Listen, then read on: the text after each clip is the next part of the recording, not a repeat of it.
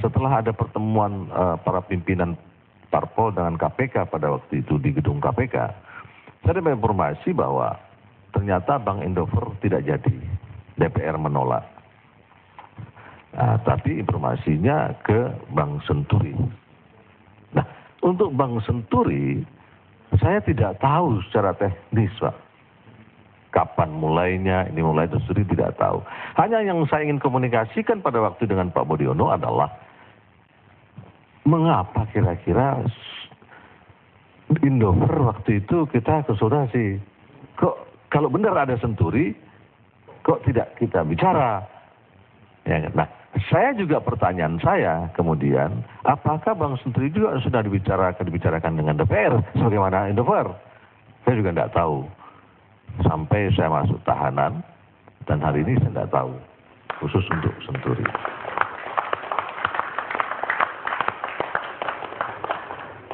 Pemirsa, kita lanjutkan acara kita. Bu Yani, silakan. Jadi kalau Bang Kardi tadi menanya sejak kapan uang ini dirampok, dua tahapan. Bank Senturi ini adalah merger dari bank sakit, bank yang tidak layak dipertahankan, dari 3 bank. Jadi memang sejak awal ini adalah ladang tempat perampokan dari sejak awal itu. Nah, yang kedua adalah karena tema kita ada Antasari di sini, ada 2 hal yang menurut saya. Pertemuan tanggal 9 itu kan tidak pertemuan yang berdiri sendiri.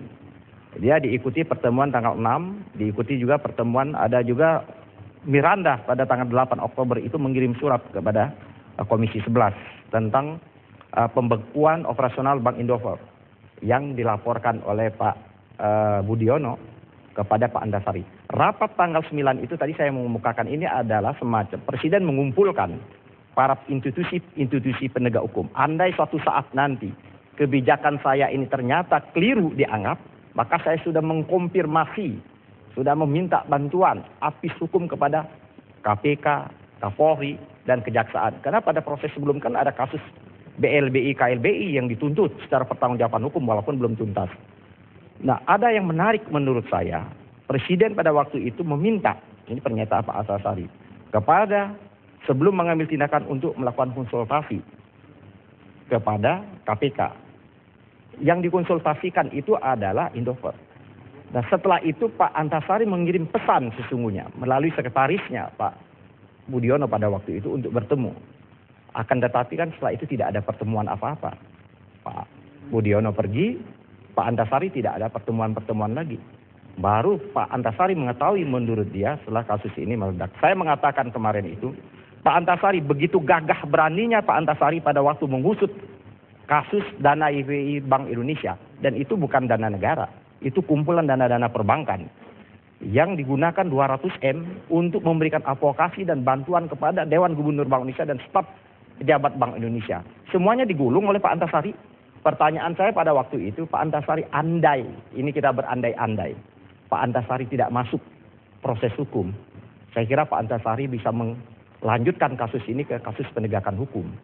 Nah, dia mengatakan, saya telanjur sudah masuk.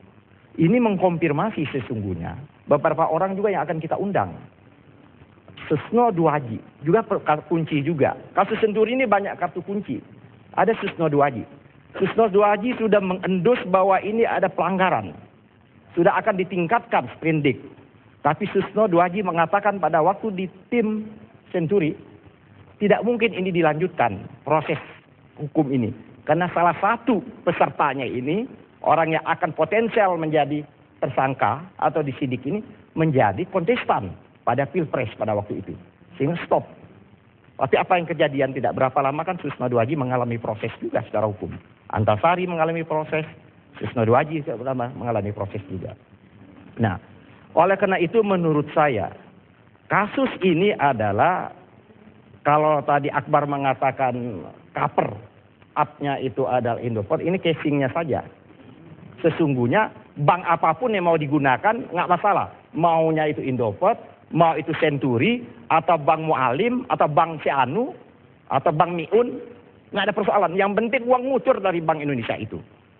Dicarilah bank-bank yang sakit. Ini praktek ini sudah cukup lama, dan bank-bank puat sangat memahami perampokan uang yang dilakukan oleh BI ini. Yang ini yang tidak pernah disentuh oleh hukum.